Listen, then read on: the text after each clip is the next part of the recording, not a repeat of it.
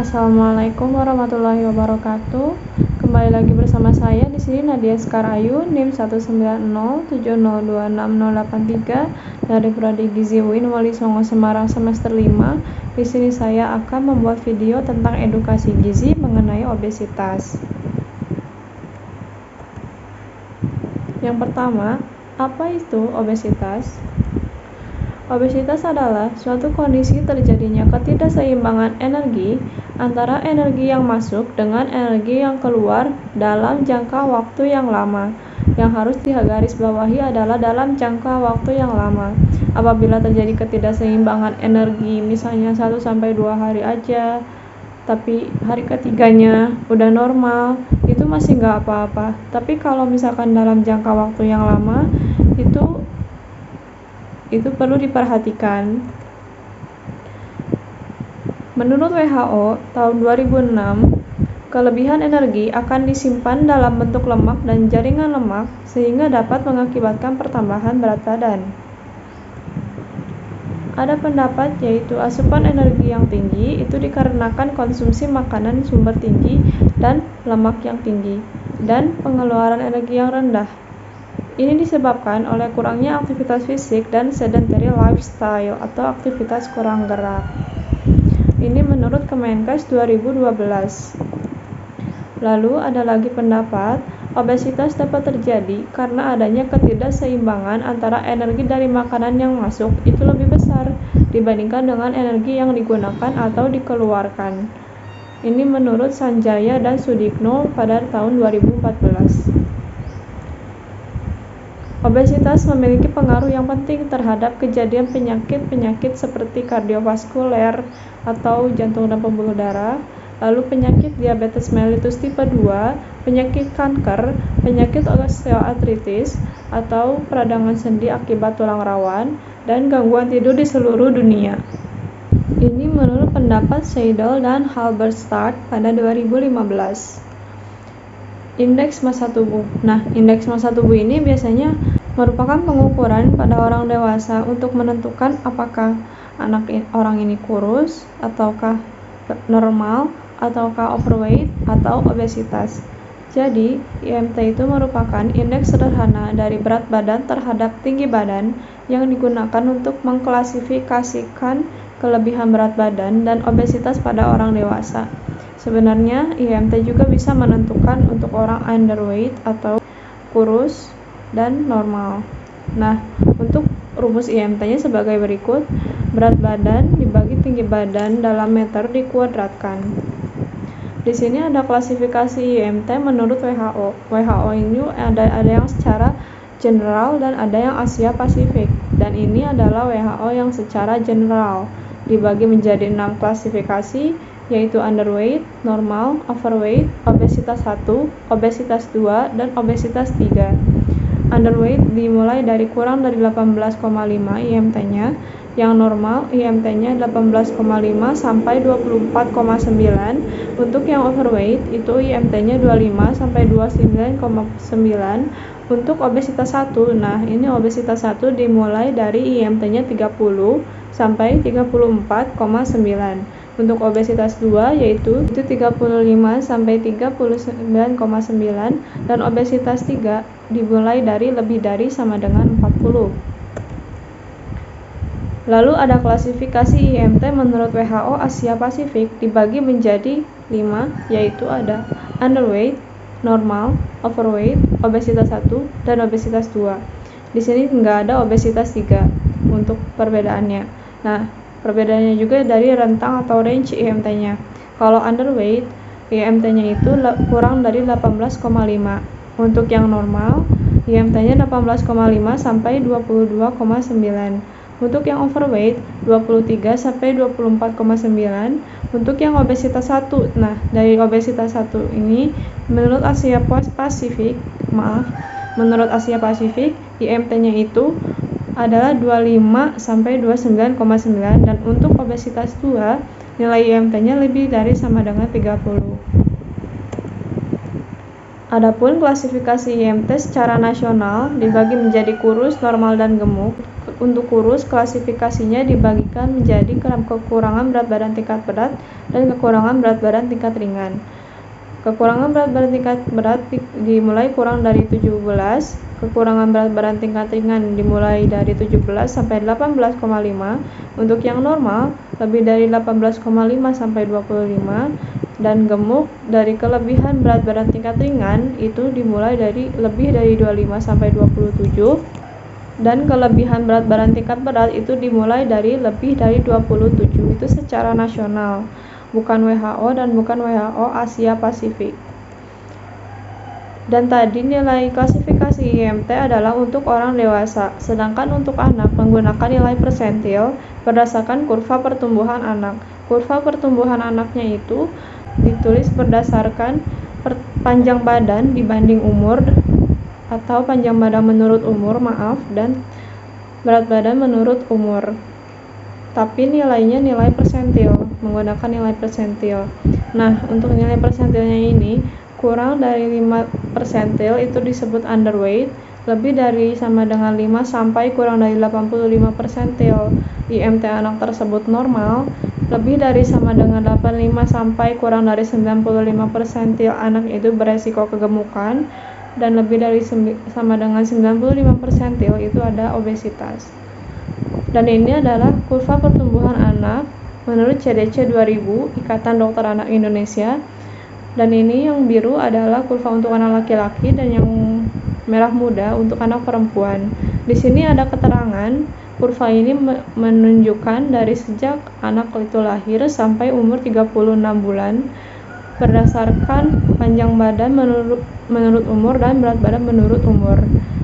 Untuk yang perempuan juga sama keterangannya dari lahir sampai 36 bulan. Biasanya orang-orang itu masih sulit membedakan mana overweight, mana obesitas. Secara umum, overweight adalah keadaan berat badan melebihi berat badan yang normal. Dan ada tambahan dari Dr. Titis Prawitasari, dokter spesialis anak, bahwa selain kelebihan berat badan, massa otot juga bisa makin membesar untuk overweight. Dan obesitas adalah penimbunan lemak di tubuh yang secara berlebihan dan berjangka waktu yang lama beresiko terhadap kesehatan. Kalau mau dipastikan lagi, bisa menghitung menggunakan IMT yang telah saya jelaskan tadi. Kalau overweight menurut WHO secara general, IMT-nya dimulai dari lebih dari sama dengan 25 dan Asia Pasifik lebih dari sama dengan 23. Sedangkan untuk yang obesitas, secara general IMT-nya dimulai dari lebih dari sama dengan 30 dan Asia Pasifik lebih dari sama dengan 25. Di sini ada tipe-tipe obesitas, yaitu tipe pear dan tipe apple. Tipe pear itu maksudnya gemuk di pinggul duluan. Dan ini biasanya terjadi pada wanita. Kalau wanita biasanya udah gemuk di pinggul dan ibaratnya udah batas maksimal gemuknya di pinggul itu udah banyak, biasanya langsung menuju ke perut. Beda kalau sama pria itu dia gemuknya di perut duluan, dan itu adalah tipe apple. Jadi tipe obesitas adalah ada yang pear, ada yang apple. Yang pear biasa terjadi pada wanita dan apple biasa terjadi pada pria. Lalu di sini ada faktor-faktor yang menyebabkan obesitas. Ada 4 ya. Ada 4, yaitu faktor genetik, faktor lingkungan, faktor biologis dan demografis, dan faktor perilaku. Faktor genetik itu berperan 30-40% dari seluruh kejadian obesitas. Hal ini diperkuat oleh sebuah penelitian bahwa dalam 3 dekade terakhir, orang yang memiliki riwayat keluarga obesitas itu akan berpotensi terjadi obesitas 2 kali lipat. Lalu untuk faktor lingkungan, diperkirakan faktor lingkungan berperan besar 60-70% karena ini berkaitan erat dengan perilaku kita terhadap lingkungan. Lalu di sini ada faktor biologis dan demografi. Ada secara umur, jenis kelamin, ras, suku, bangsa, faktor biologis dan sosiokultural. Untuk secara umur itu biasanya umur dari 20 sampai 60 tahun prevalensi tingkat obesitasnya tinggi, sedangkan setelah umur 60 tahun biasanya prevalensi obesitasnya menurun. Hal ini diperkuat oleh kasus yang menggunakan responden berumur 20 sampai 64 tahun yang beresiko terjadi obesitas. Hasilnya 80-90% responden tersebut terjadi obesitas. Hal ini diperkuat oleh suatu studi yang respondennya itu berumur 20-64 tahun dan hasilnya 80-90% orang itu mengalami obesitas dari responden yang beresiko obesitas itu. Lalu secara jenis kelamin, biasanya wanita itu lebih sering berpotensi terjadi obesitas daripada pria. Kenapa? Karena di bagian tubuh wanita itu, di beberapa bagian tubuh seperti panggul itu biasanya terjadi penimbunan lemak pada wanita, dan biasanya pria lebih sering melakukan aktivitas fisik daripada wanita. Kalau wanita biasanya melakukan aktivitas fisik yang ringan. Lalu biasanya terjadi prevalensi obesitas yang meningkat kalau misalnya wanita tersebut sudah menikah, misalnya sudah punya anak, sudah melahirkan, biasanya prevalensi obesitasnya meningkat atau paling enggak overweight. Lalu secara ras atau suku bangsa, biasanya ada suku bangsa atau etnis tertentu yang memiliki budaya tertentu yang menyebabkan prevalensi obesitas meningkat. Contohnya di Sulawesi, Maluku, dan Papua. Itu mereka memiliki kebiasaan atau adat pesta yang jamuannya itu adalah makanan yang mengandung kadar lemak yang tinggi. Lalu untuk faktor biologis, biasanya yang berperan adalah hormon. Hormon yang berperan untuk meningkatkan prevalensi obesitas adalah leptin. Kenapa? Karena leptin berguna untuk regulasi keseimbangan energi dan berperan dalam pemasukan energi dan pengeluaran energi di jaringan adiposa. Jadi, hormon leptin ini bisa berperan untuk meningkatnya prevalensi terjadinya obesitas. Lalu secara sosiokultural ada sosial ekonomi. Ya, ekonomi yang rendah biasanya terjadi penyakit infeksi, tapi kalau ekonominya tinggi biasanya orang tersebut mengalami penyakit degeneratif seperti contohnya obesitas ini. Lalu pendidikan dan pengetahuan tentang kesehatan, fasilitas tempat makan, dan media massa. Lalu yang terakhir ada faktor perilaku. Faktor perilaku terdiri dari pola dan perilaku makan, konsumsi alkohol, dan aktivitas fisik. Saya sendiri pernah mendengar dari teman saya yang pernah mengonsumsi alkohol. Jadi dia itu tipe orang yang nggak bisa gemuk istilahnya. Secara genetik dia itu walaupun makan banyak tapi dia tetap kurus. Tapi ketika dia mengonsumsi alkohol, besoknya berat badannya langsung naik sekitar 1 atau 2 kilo atau berapa waktu itu saya lupa dia bilangnya. Tapi yang poin pentingnya adalah konsumsi alkohol memang berpengaruh untuk menambah berat badan, karena saya sendiri mendengar dari teman saya yang mengonsumsi alkohol. Lalu aktivitas fisik, sudah jelas aktivitas fisik yang kurang itu dapat menyebabkan prevalensi terjadi obesitasnya meningkat. Kemudian setelah faktor ada pencegahan obesitas. Yang pertama itu strategi di makanan dan minuman dengan cara meningkatkan akses makanan padat zat gizi serta mengurangi akses makanan dan minuman yang tinggi kalori dan tinggi lemak. Bisa juga dengan cara menurunkan harga makanan-makanan yang sehat seperti buah. Buah itu kan biasanya mahal. Nah, kalau misalkan harganya diturunkan, ada kemungkinan orang-orang ingin membeli buah atau makanan sehat lainnya. Lalu untuk yang kedua ada strategi aktivitas fisik. Aktivitas fisik biasa kita lakukan, aktivitas yang sehari-hari kita lakukan, tapi ditambah dengan aktivitas fisik olahraga minimal 1 kali seminggu selama 1 jam, atau kalau nggak kuat 1 jam itu biasanya dibagi jadi 20-30 menit dengan frekuensi 3 kali seminggu. Lalu yang ketiga ada penyediaan fasilitas kesehatan. Jaminan kesehatan dapat mendorong pasien obesitas untuk melakukan pemeriksaan yang rutin. Lalu ada strategi sekolah, terdiri dari penyediaan makanan sekolah, aktivitas fisik, dan edukasi gizi dan kesehatan. Penyediaan makanan sekolahnya itu kalau bisa adalah makanan yang mengandung zat gizi seimbang. Lalu aktivitas fisik biasanya senam di pagi hari. Lalu edukasi gizi dan kesehatan di sekolah itu berperan juga untuk mencegah obesitas. Lalu ada penata laksanaan obesitas, yaitu perbaikan pola makan. Perbaikan pola makan itu adalah hal yang utama untuk pasien obesitas. Hasil penelitian menunjukkan bahwa obesitas banyak dipengaruhi oleh gaya hidup yang tidak sehat, seperti misalnya pola makan tinggi kalori dan tinggi lemak, rendah serat, serta aktivitas fisik yang rendah. Dietnya ada diet pembatasan jumlah energi, diet tinggi protein, cukup karbohidrat dan lemak, dan diet rendah lemak.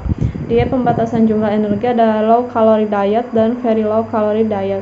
Biasanya yang very low calorie diet itu untuk penyandang obesitas dengan IMT lebih dari sama dengan 40 dan perlu pengawasan ketat dari ahlinya. Kenapa? Karena dapat mengganggu metabolisme tubuh sebenarnya, tapi memang dibutuhkan untuk penyandang obesitas yang IMT-nya lebih dari sama dengan 40.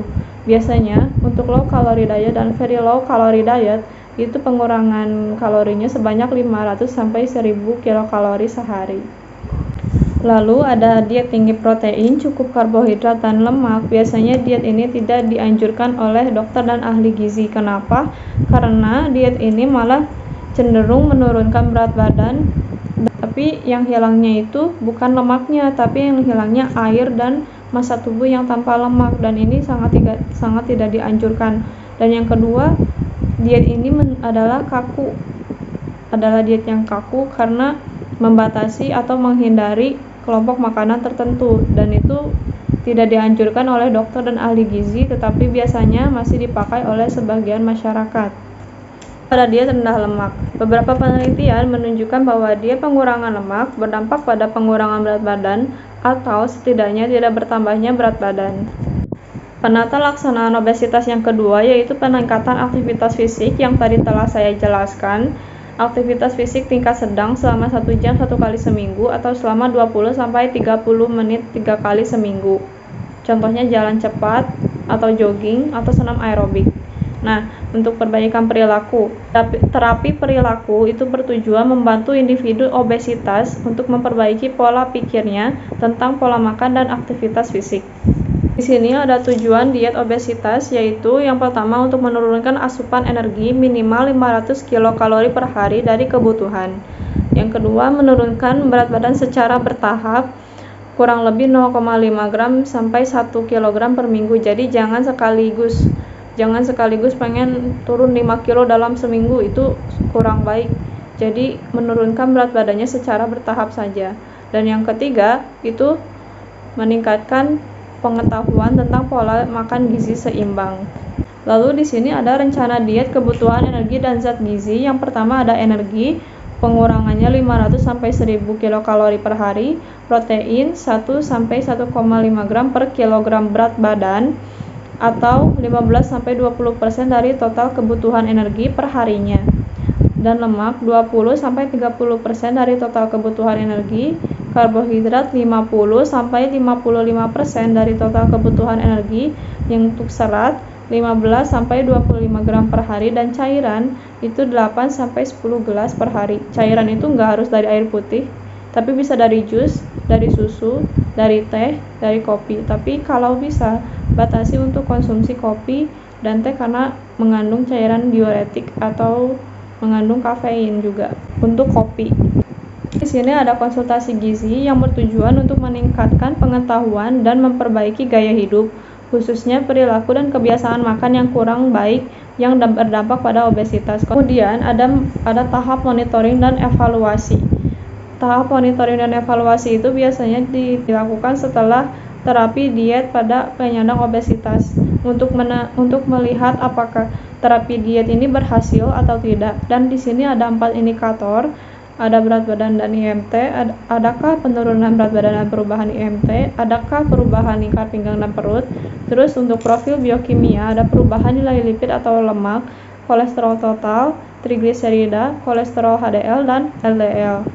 Lalu untuk yang ketiga ada asupan dan aktivitas fisik, adakah perubahan asupan energi dan zat gizi, dan adakah aktivitas fisik yang dilakukan oleh orang tersebut. Lalu sikap dan perilaku, misalnya adakah perubahan sikap dan perilaku makan orang tersebut, serta kepatuhan menjalankan diet yang telah disarankan. Dan yang terakhir ada prinsip diet obesitas pada anak. Prinsip diet obesitas pada anak ini tujuan utamanya beda sama orang dewasa. Kalau orang dewasa kan untuk menurunkan berat badan, tapi kalau anak Itu untuk mencegah pertambahan berat badan. Kenapa? Karena anak itu masih dalam masa pertumbuhan. Jadi masih membutuhkan energi juga sebenarnya. Tapi kalau misal sudah terlanjur obesitas, maka dicegah pertambahan berat badannya bukan dengan diturunkan berat badannya. Yang kedua, dengan diet yang diberikan harus seimbang. Yang ketiga, meningkatkan asupan buah dan sayur. Yang keempat, meningkatkan aktivitas fisik. Dan yang kelima, orang tua berperan penting dalam diet anak obesitas. Misalnya, orang tua mengajak anak untuk beraktivitas fisik seperti jalan-jalan pagi, jalan-jalan sore, seperti itu. Nah, biasanya banyak orang yang bertanya-tanya, termasuk orang terdekat saya, apakah pola hidup sehat itu susah dilakukan? Jawabannya enggak sama sekali. Kalau kita sudah menemukan olahraga yang kita sukai, misalnya renang atau jogging atau apa, cari tahu dulu olahraganya apa yang kita sukai. Setelah tahu, maka lakukan itu semampu dan sekuat yang kita bisa, tidak perlu dipaksakan, bertahap aja. Dan kalau bisa untuk melakukan olahraga tersebut dengan durasi 1 jam 1 kali seminggu, atau kalau masih belum kuat 1 jam, maka bisa olahraga 20-30 menit dalam frekuensi 3 kali seminggu. Supaya kita bisa lebih terarah, kita bisa meminta ahlinya untuk meminta rekomendasi diet dan olahraga yang dipantau oleh ahlinya secara langsung. Olahraga yang intens bisa membuat kita cepat untuk mencapai tujuan menurunkan berat badan. Tadi balik lagi, kalau olahraga yang kita sukai kita lakukan, maka seintens apapun kita akan enjoy melakukannya. Percayalah, menjalani olahraga yang kita sukai tidak akan membuat stres, malah menyenangkan. Karena pola hidup sehat tidak hanya untuk 1 atau 2 hari saja, tapi minimal 1 bulan, maksimal terserah kita bagaimana kita dan semampu kita gitu. Dan yang terakhir, jangan lupa cukupi sayur dan buah, minum yang cukup, kurangi gula sederhana dan lemak jenuh. Karena itu poin-poin penting, poin utama untuk menurunkan berat badan, terutama untuk penyandang obesitas. Sekian penjelasan dari saya. Kurang lebihnya mohon maaf. Terima kasih, semoga bermanfaat. Wassalamualaikum warahmatullahi wabarakatuh.